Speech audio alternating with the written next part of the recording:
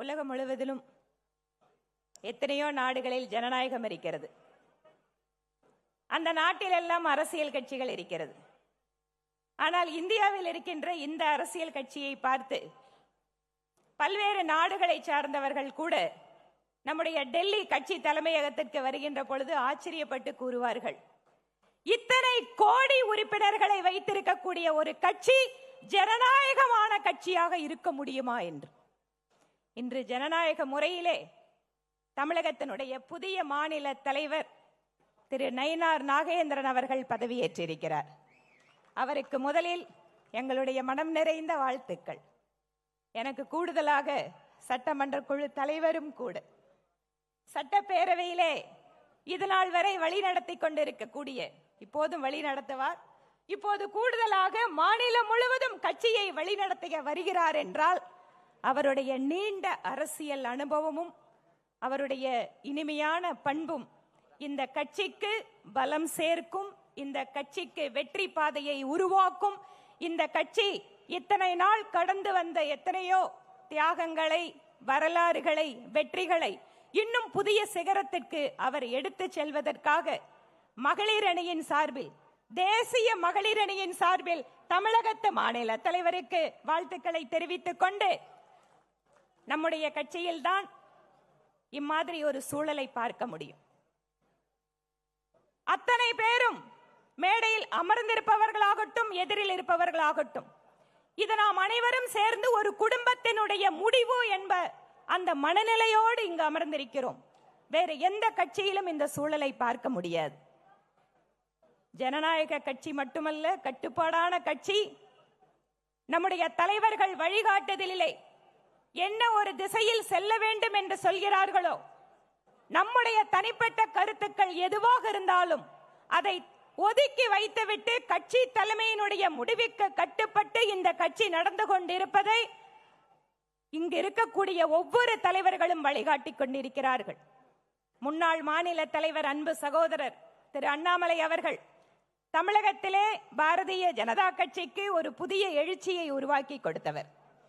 இளைஞர்கள் எல்லாம் அரசியலின் பக்கம் இதோ இங்கு செல்வதற்கு ஒரு வாய்ப்பு இருக்கிறது என்று அத்தனை பேரையும் கவனிக்க வைத்தவர்.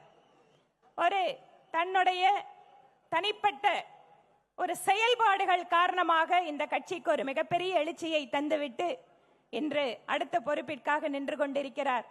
இந்த கட்சியில எல்லாரும் நாங்க சொல்லுவோம், யாருக்கு எந்த நேரத்தில் எந்த பொறுப்பு கொடுக்கிறதுங்கிறது கட்சி தலைமைக்கு தெரியும். எந்த நேரத்தில் எதை கொடுக்க வேண்டுமோ, யாருக்கு கொடுக்க வேண்டுமோ ஒவ்வொருவரையும், சாதாரண ஒரு தொண்டரை கூட விடாமல் அத்தனை பேரையும் பார்த்து கொண்டிருப்பது பாரதிய ஜனதா கட்சி. ஒரு மாலையை போல பார்ட்டி வித் டிஃபரன்ஸ் திரு அண்ணன் ராஜா அவர்கள் இங்கு சொன்னார்கள். பார்ட்டி வித் டிஃபரன்ஸுக்கு நாம நிறைய உதாரணங்களை சொல்ல முடியும். ஒரு தோட்டத்தில் இருக்கின்ற அத்தனை மலர்களும் ஒரு மாலையில் தொடுக்கப்பட்டு அது மாலையாக சமர்ப்பிக்கப்படுகின்ற பொழுது அதற்கு இருக்கின்ற அந்த மதிப்பே தனி.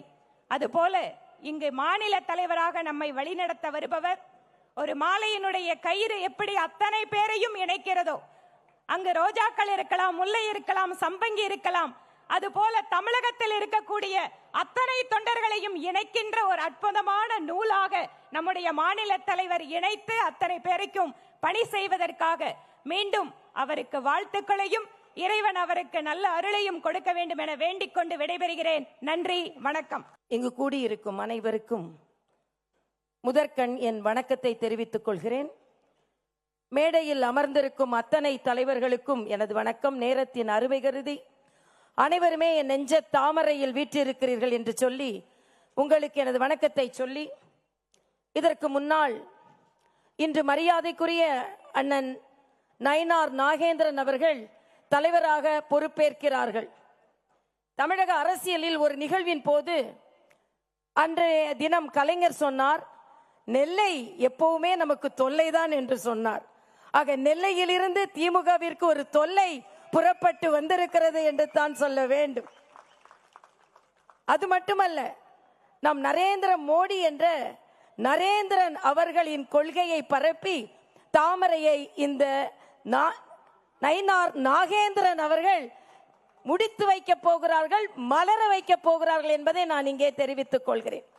எல்லோரும் இங்கே சொன்னார்கள், இன்று தலைவர் முடிவு செய்யப்பட்டது, தலைவர் முடிவு செய்யப்பட்டது, தலைவர் முடிவு செய்யப்பட்டது என்று சொன்னார்கள். இல்லை, தலைவர் முடிவு செய்யப்பட்டது எதற்காக என்றால் திராவிட முன்னேற்ற கழக ஆட்சிக்கு முடிவு கட்டுவதற்காக இன்று தலைவரை முடிவு செய்திருக்கிறோம் என்பதைத்தான் நான் இங்கே சொல்லிக் கொள்கிறேன். குளத்தில் தாமரை வட்ட இலையோடு இருந்தால் மலரும், ஆனால் தமிழகத்தில் தாமரை இரட்டை இலையோடு இருந்தால் அதுவும் மலரும் என்பதைத்தான் இன்று நமது அமித்ஷா அவர்கள் நமக்கு சொல்லிக் கொடுத்து கொண்டிருக்கிறார்கள்.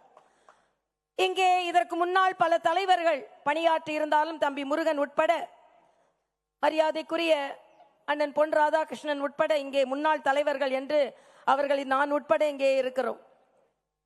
ஆனால் முன்னாள், அதாவது இன்கம்பென்ட், உடனே இருந்த முன்னாள் தலைவர் தம்பி அண்ணாமலை அவர்களை பற்றி ஒன்று சொல்லி ஆக வேண்டும்.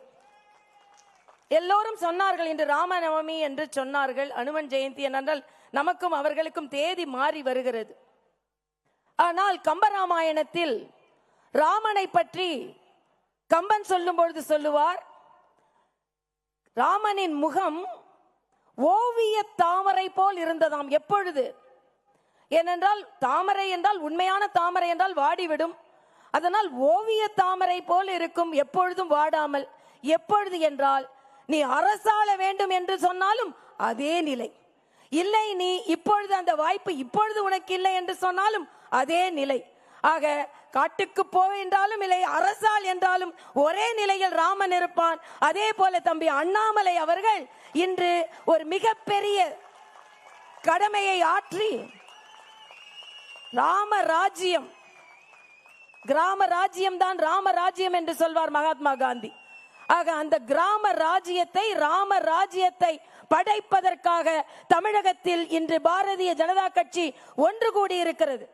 சகோதரி வானதி பேசும்பொழுது சொன்னார்கள், ஒரே ஒரு நூல் அது சம்பங்கியாக இருக்கட்டும் ரோஜாவாக இருக்கட்டும் இணைக்கும் என்று சொன்னார்கள். நான் சொல்கிறேன், அது சம்பங்கியாக இருக்கக்கூடாது, ரோஜாவாகவும் இருக்கக்கூடாது, தாமரையாக மட்டுமே இருக்க வேண்டும். எல்லாவற்றிலும் தாமரை இருந்தால் மட்டுமே நம்மால் வெற்றி பெற முடியும்.